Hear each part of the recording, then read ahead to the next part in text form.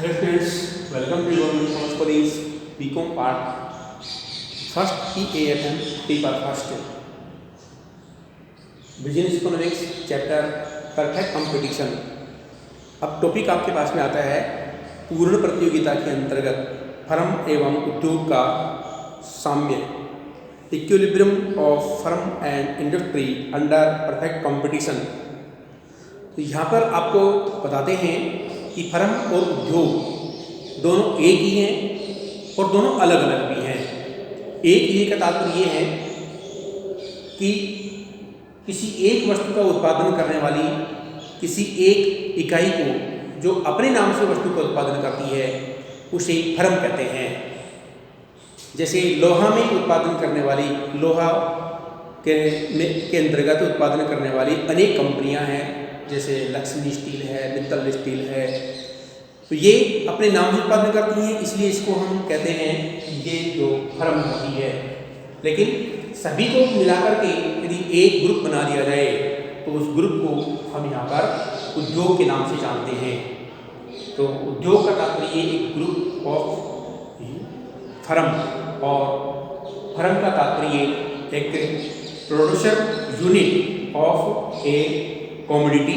तो एक वस्तु को उत्पादन करने वाली एक इकाई को फर्म कहते हैं, और उन सभी इकाइयों को अगर एक साथ कर दिया जाए तो उसे हम क्या कहेंगे, उद्योग का नाम दे सकते हैं।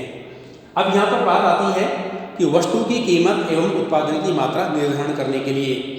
तो वस्तु की कीमत और उत्पादन का निर्धारण करने के लिए सबसे पहले हमें समझना पड़ेगा इसमें मांग और पूर्ति, क्योंकि वस्तु की कीमत का निर्धारण उसके बाद आएगा उत्पादन का निर्धारण। सबसे पहले हम समझते हैं कीमत का निर्धारण। तो ये एक इंडस्ट्री होता है जो सभी फर्मों को मिला करके बनता है, और ये एक फर्म है जो पर्टिकुलर अपने नाम से प्रोडक्शन करती रहती है और मार्केट में चलती रहती है। तो यहाँ पर हम ये देख रहे हैं कि सब वस्तु की कीमत ओ पी और आउटपुट या क्वांटिटी ओ क्यू होता है। यदि उसकी कीमत घटती है, यदि उसकी कीमत घटती है और कीमत बढ़ती है, तो कीमत के घटने और बढ़ने से आपकी जो वस्तु होती है उसके ऊपर प्रभाव पड़ता है। जैसे यहाँ पर इस डिमांड कर्व के ऊपर देखते हैं, तो इस डिमांड कर्व में क्या है कि यहाँ पर OP1, OP और OP0, तो यदि इसकी जो कीमत होती है वो यहाँ पर रहेगी तो उसकी इतनी सी मांग होगी, अर्थात थोड़ी सी मांग होगी। अगर कीमत कम कर देंगे तो मांग और बढ़ जाएगी, और कीमत और कम कर देंगे तो मांग और बढ़ जाएगी। इसके विपरीत यदि वस्तु की पूर्ति इतनी सी रहती है, कीमत इतनी सी रहती है, तो उसकी पूर्ति भी जो उत्पादक होते हैं वो कम करते हैं। लेकिन वस्तु की जो पूर्ति कम होती है, तो पूर्ति कम होने की वजह से मांग सेम रहती है, तो मांग सेम रहने और पूर्ति कम होने से वस्तु की कमी हो जाती है पूरे बाजार में, इसलिए उसकी कीमत बढ़ने लग जाती है। और जब कीमत बढ़ने लगती है तो फिर जो सेलर होते हैं, उत्पादक होते हैं, वो अपनी वस्तु की पूर्ति को और अधिक मात्रा में बढ़ा देते हैं, और अधिक मात्रा में बढ़ाते जाते हैं। तो ऐसे ही आपका डिमांड कर्व होता है, वो फर्स्ट सेकंड थर्ड ऐसे चेंज हो जाता है, और फिर वापस ये पोजीशन आ जाती है कि वस्तु की कीमत कम होने लग जाती है, तो फिर वापस वस्तु की पूर्ति को कम करने लग जाते हैं। तो जैसे जैसे वस्तु की कीमत बढ़ती है वैसे वैसे ही उत्पादक वस्तु को अधिक मात्रा में उत्पादन करते हैं। वस्तु की कीमत कम होने लग जाती है तो उत्पादक उस वस्तु को कम उत्पादन करने लग जाते हैं।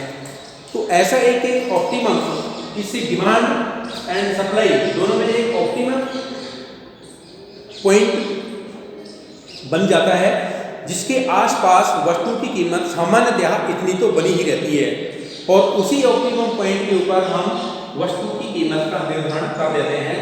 अर्थात उद्योग मांग और पूर्ति का एक संतुलन बिंदु जहाँ बनता है वहाँ पर वस्तु की कीमत का निर्धारण कर देता है। तो वस्तु की कीमत का निर्धारण इस सेंटर वाले पॉइंट पर ऑप्टिमम बिंदु बी पर बन जाता है। और जब बिंदु बी पर बन जाता है तो इसके ठीक सामने जो हमारी फर्म बैठी हुई होती हैं, रखी होती हैं या काम कर रही होती हैं, प्रोडक्शन करती हैं, वो जो कीमत होती है उसको स्वीकार करती हैं। और जब कीमत उसी को स्वीकार करती है तो उसके ठीक सामने आपका इन्वेंट्री के सामने ठीक जो फर्म दे रखी है, फर्म का एक AR बराबर MR बन जाता है और ये AR बराबर MR इसी के आधार पर बनता है। तो ये जो बीच वाला AR बराबर MR है, इसके आधार पर फर्म अपना क्रय विक्रय करती रहती है और अपने प्रॉफिट का अर्जन करती रहती है।